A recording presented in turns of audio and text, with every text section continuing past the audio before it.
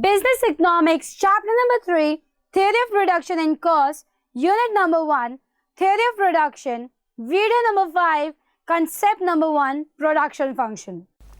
The production function is a statement of the relationship between a firm's scarce resources, that is, its input, and the output that result from the use of these resources. More specifically, it states technological relationship between the input and the output. The production function can be algebraically expressed in the form of an equation in which the output is the dependent variable and input are the independent variable. The equation can be expressed as Q is equals to FQ, QO is equals to quantity of output, QI is equals to quantity of input, where input refer to different factors of production, that is land, labor, capital and entrepreneur. Or we can say that Q is equals to F bracket में A, B, C, D या और भी bracket close. Okay अब अपन का आ गया है एक बहुत important concept, that is production function. Simple सरल भाषा में प्रोडक्शन फंक्शन बोले तो प्रोडक्शन प्रोसेस फंक्शन कैसे करता है, क्या फंक्शन करता है. अब आप बोलोगे कि प्रोडक्शन प्रोसेस का फंक्शन तो हमने पढ़ा है. So basically production function is the relationship between the firm's scarce resources. An economy has scarce resources that we have already studied as the relationship between the input and the output result from that input. अगर हम input और output की बात करें तो आप ये बताइए कि इनमें से independent variable कौन सा है और dependent variable कौन सा है. जी हाँ, सिंपल है. इंडिपेंडेंट इनपुट है और डिपेंडेंट आउटपुट है. Very good. मतलब आपके इनपुट के अनुसार आपका आउटपुट आपको मिलेगा. अगर आपको ज्यादा क्वांटिटी ऑफ आउटपुट चाहिए तो डेफिनेटली आपको ज्यादा क्वांटिटी ऑफ इनपुट चाहिए होगा.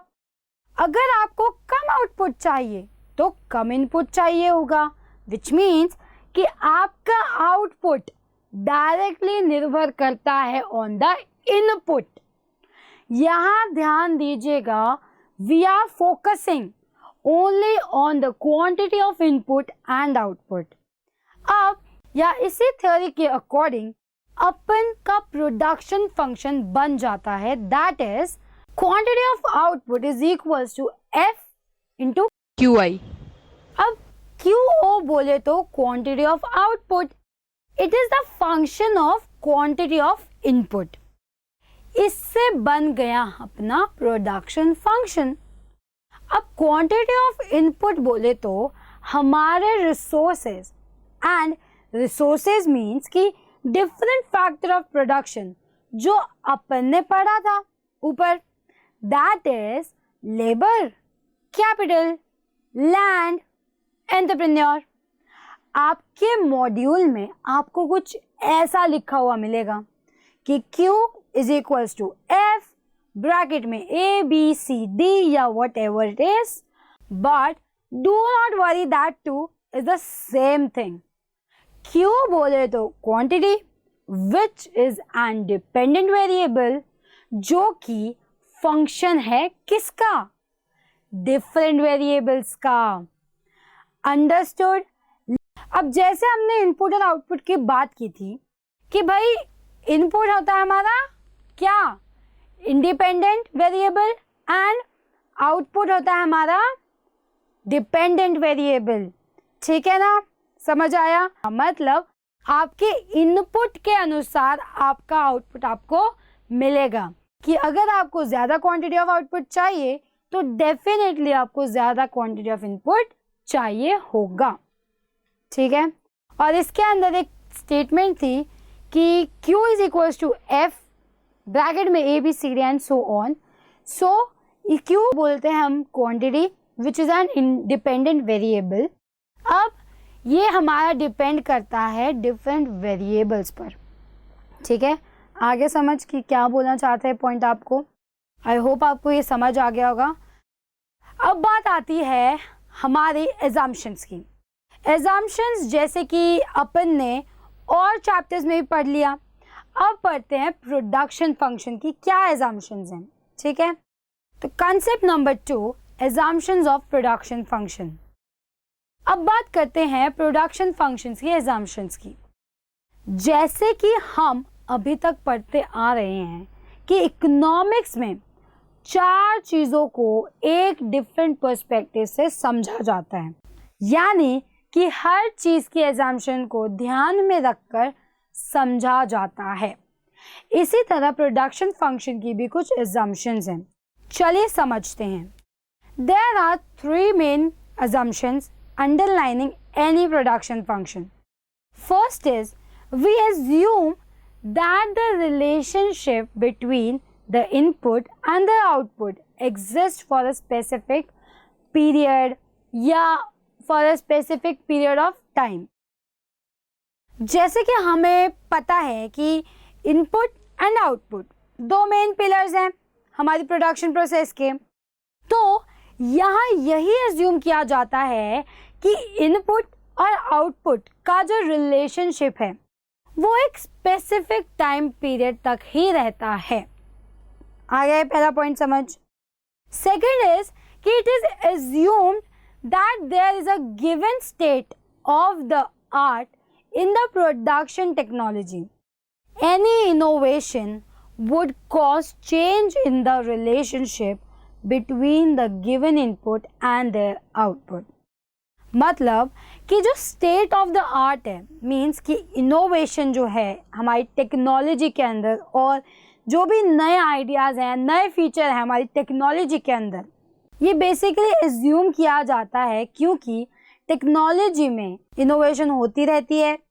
इसी की वजह से जो हमारा इनपुट और जो आउटपुट है उसके रिलेशनशिप में चेंज आता है. Got it? क्लियर है ये पॉइंट भी. Next third assumption is that whatever input combination are included in a particular function, the output result from their utilization is at the maximum level. इसका मतलब ये हुआ कि ये तो हमें पता है कि there are different input combination in production. तो यहाँ ये अज्यूम किया जाता है कि इन इनपुट्स के कॉम्बिनेशन को यूज करके मैक्सिमम लेवल ऑफ आउटपुट आता है. ठीक है, क्लियर है ये भी.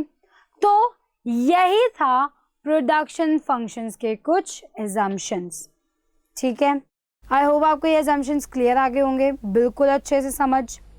तो हमारा अगला कंसेप्ट आता है concept number 3, short run versus long run production function. Short run and long run refers to the extent to which a firm can vary the amount of the input in the production process. Short run period if the amount of at least one of the input used remain unchanged during that period.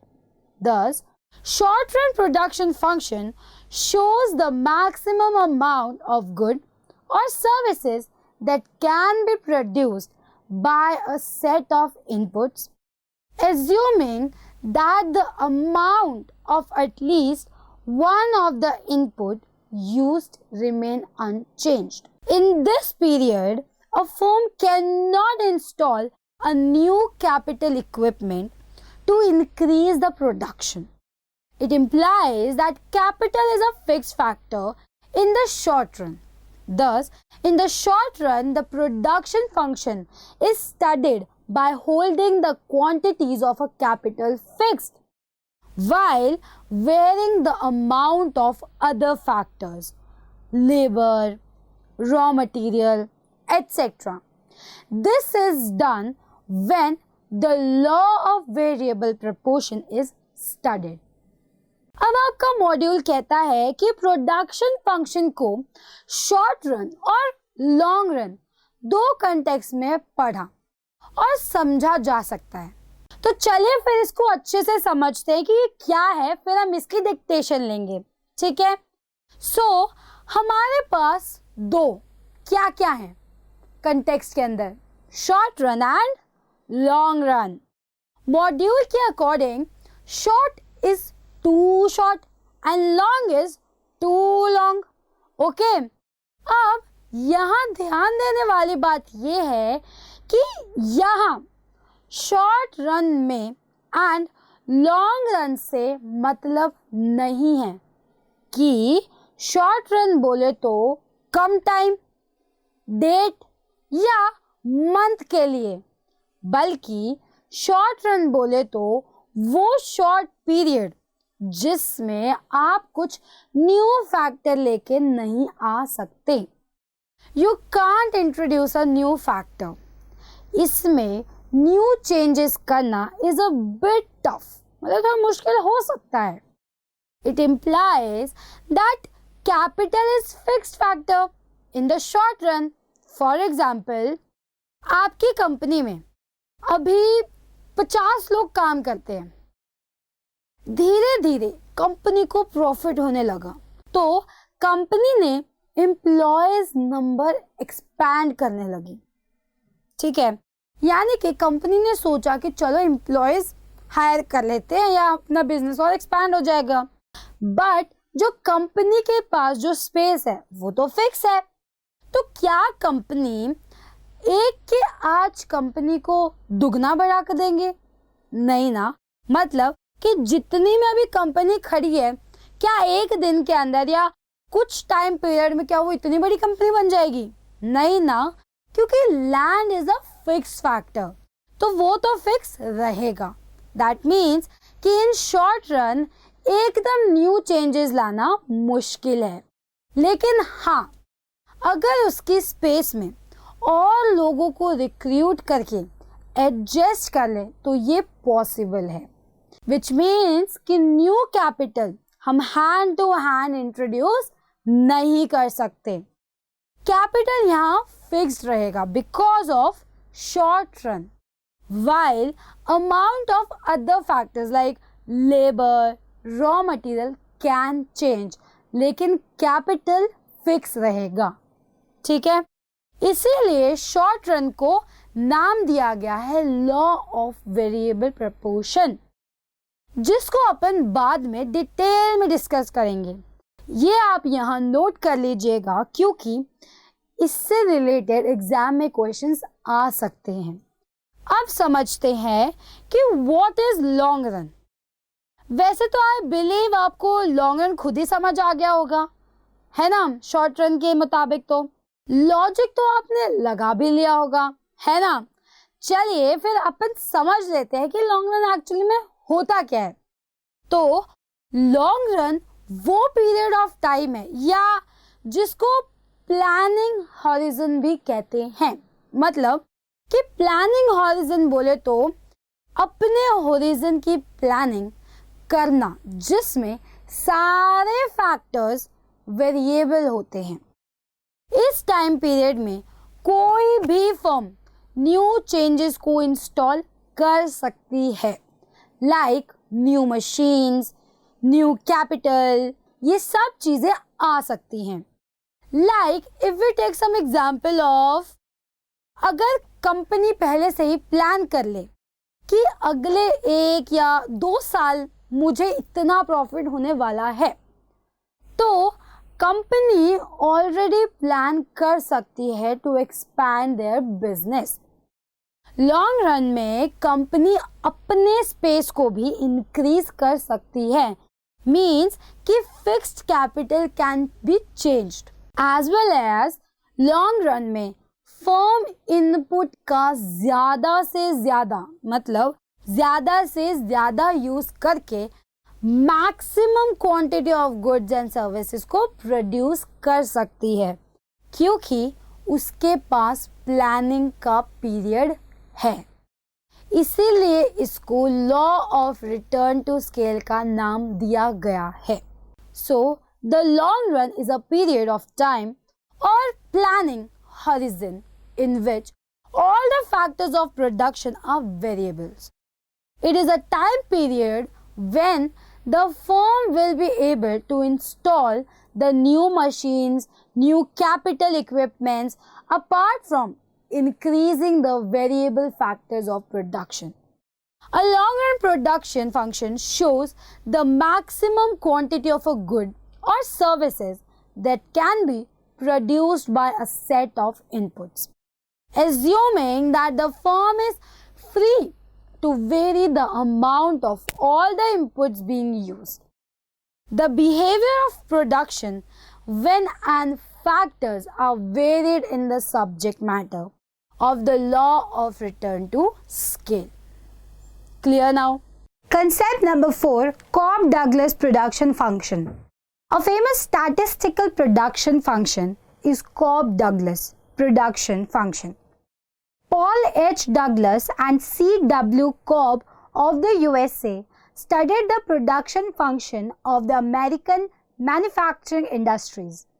In its original form, this production function applies not to an individual firm, but to the whole of manufacturing in the United States. In this case, output is manufacturing production and input used are labor and capital. Cobb-Douglas production function is stated as Q is equals to KLA, C bracket में 1 minus A, where Q is the output, L is the quantity of the labor and C is the quantity of capital. K and A are the positive constants. The conclusion drawn from this famous statistical study is that labor contributed about 3/4 and the capital about 1/4 of the increase in the manufacturing production. Although the Cobb-Douglas production function suffers from many shortcomings, it is extensively used in economics as an approximation. तो guys, इसको समझाने से पहले मैं आपको बता देती हूँ कि कॉब और डगलस दोनों अलग इंसान हैं. इनका पूरा नाम है C.W. कॉब एंड डगलस का पूरा नाम है पॉल एच डगलस. ठीक है, तो इन्होंने मिलके प्रोडक्शन फंक्शन को नाम दिया था कॉब-डगलस. ठीक है, कॉब-डगलस प्रोडक्शन फंक्शन. क्लियर? अब इनका ये नाम बहुत फेमस है और आपको याद भी करना पड़ेगा. क्लियर? जब भी अगर सिर्फ लेबर में चेंज आएगा, तो प्रोडक्शन में भी चेंज आएगा.